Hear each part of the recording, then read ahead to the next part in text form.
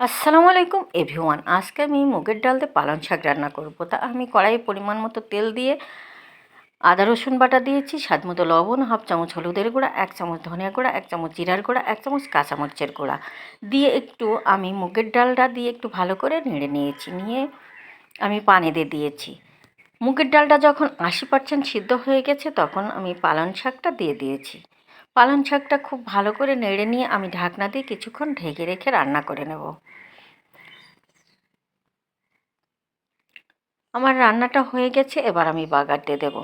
এবার কড়াইয়ে পরিমাণ মতো তেল দিয়ে দিয়েছি, 2টা শুকনো মরিচ, পেঁয়াজ কুচি, রসুন কুচি আর গোটা জিরা। এটা ব্রাউন কালার করে ভেজে নিয়েছি। এবার আমি বাগার দিয়ে দিয়েছি। এই মুগ পালংয়ের তরকারি খেতে দুর্দান্ত লাগে।